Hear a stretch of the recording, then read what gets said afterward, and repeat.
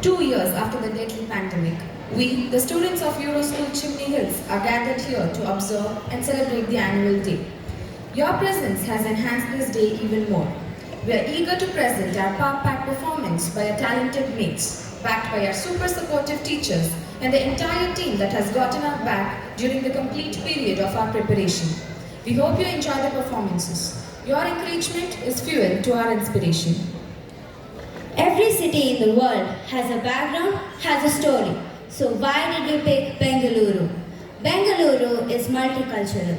It is an all-embracing city. Every day we drive by so many landmarks. We drive down the same road and often all we notice is the traffic or how early or late we are. But it is very rare that we stop and ask ourselves the history of the Lal Bagh gardens, the watchtowers, the temples, the churches, the mosques that we drive by and that we have been driving by for so many years.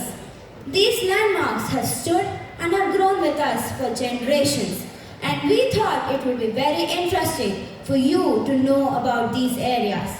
There are several cities in the world that have mythological significance, and Bangalore is one of them.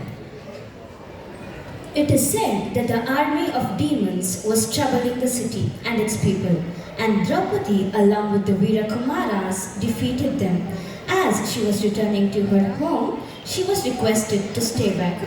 But Draupadi promised that she would come back at least once every year, and she returns annually in the spirits of Karga rituals. We had the Gangas, great patrons of art, architecture, martial arts, and Ayurveda. Under them, Kannada became widely prevalent over Sanskrit. The name Bengaluru, the city of gods, was coined. Then there were the Cholas who took over from the Gangas, and they built some of the most spectacular Shiva temples that stand in the city even today. I don't know how many of you have been to the Someshwara temple at Ulsur or the Chakkanatha Swami temple at Damlur. Chola dynasty, years old, the Hoysala king Veera Vallala too arrived, lost and in desperate need of hospitality. He chanced upon an old lady who offered him a customary dish of boiled beans and water. The king was moved and so grateful to this lady, and he gave this land a name, Bendakaluru, the land of boiled beans. Kempegowda of the Vijayanagara kingdom gave the city its identity in so many ways. He built 4 watchtowers that still stand to this day and are incorporated as the BBMP logo. During the fall of Vijayanagara Empire, the Marathas captured Bengaluru. The efficient and sophisticated administration of the city attracted the Mughals, who defeated the Marathas.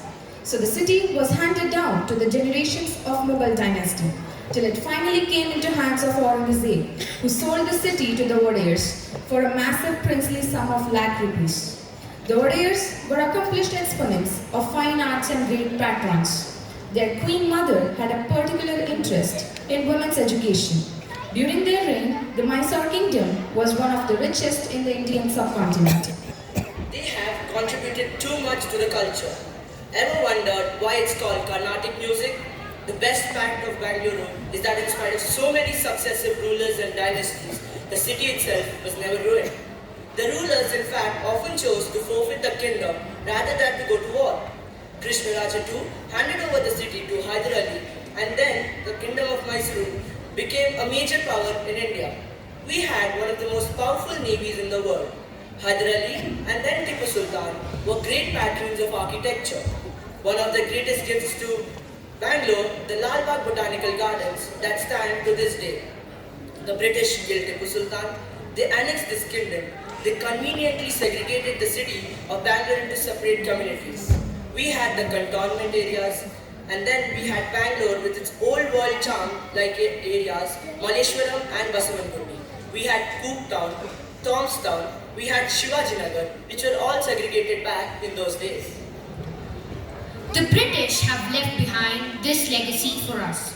It's a household name for a lot of people who live in Bangalore. In fact, Bangalore is famous for it even in other cities. It is the Iyengar bakeries. We all have eaten their food at some point of time. We never used to have called biscuits traditionally. Our snacks are different. But the British, as usual, always wanted us to serve them. So they foolishly gave away the trade secret on how to bake to the chefs in the Mysore kingdom, now the Bangalore. It was enterprisingly taken up because we always learn from the invasions that happen. We don't just say this is negative, we always imbibe the best. So, a group of enterprising chefs took this up and it had become a massive chain, the Iyengar bakeries. Tradition always evolves into the contemporary. Modern Bangalore, the IT parks, one of the best education in the country, the world. So many delightful things that Bangalore had to offer. The culture, the people, the weather, the gardens, and the most delightful aspect of it all, the traffic. We have a very rich and embracing history. So many languages, so many people of different religions and different ethnicities. The city has seen so many ups and downs that it has become a living, a breathing entity in itself. It is a culinary capital, an IT capital, a traffic capital, also a cultural melting pot. But simply in one word, what is it to you? To me, it is simply home. Now, I'm sure that you all want to know what we are here to present. Sit back, relax, enjoy. Thank you.